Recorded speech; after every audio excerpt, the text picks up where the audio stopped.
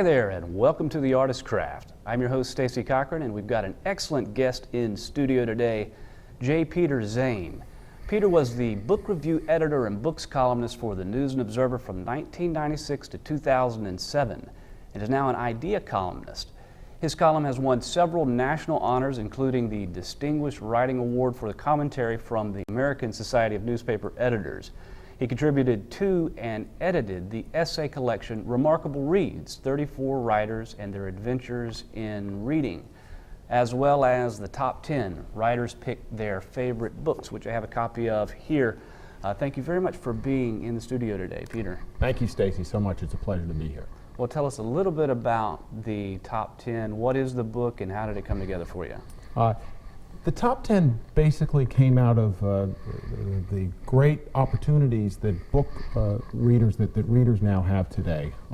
Thanks to the rise of the internet, technologies that allow your local bookstore such as Quail Ridge and the Regulator to order almost every book that's ever been published, plus the superstar stores such as Barnes & Noble.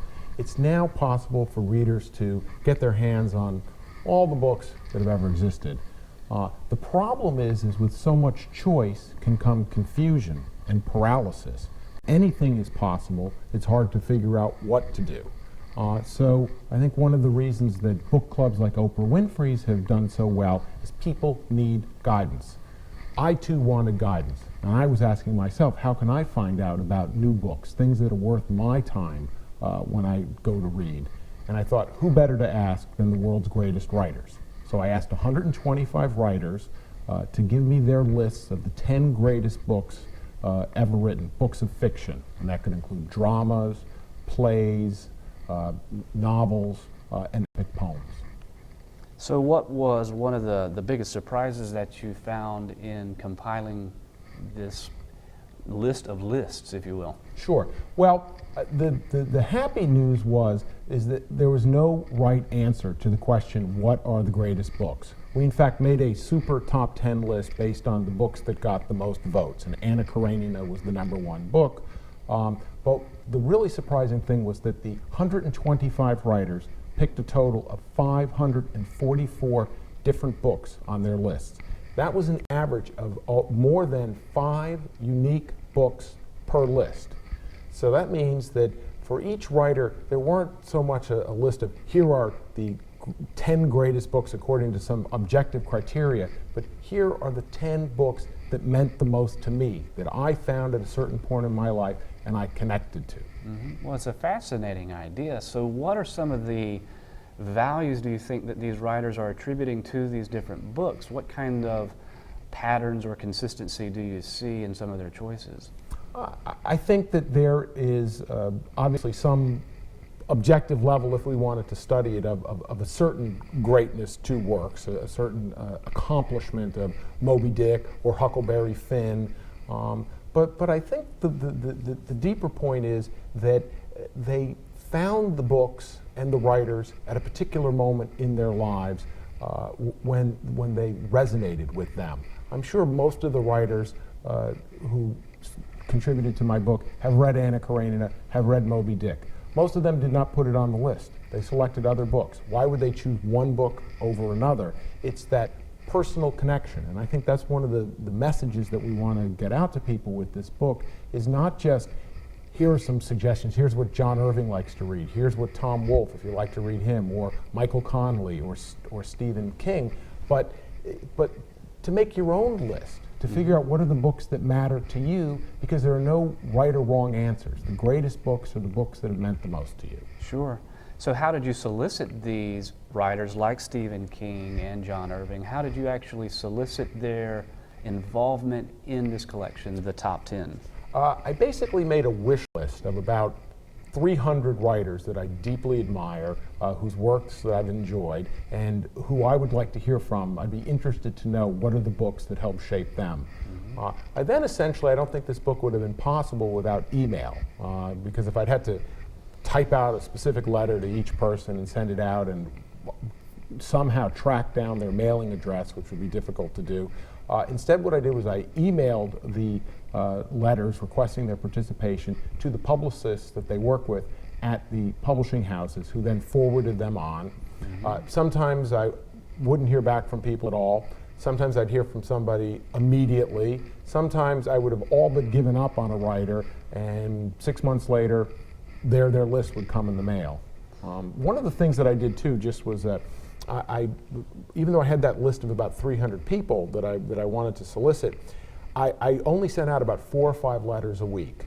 And as each person said yes, I would add their name to the list of participating writers. So the first people got a list where no one had been participating, then 4 people, then 10 people, then 20 people.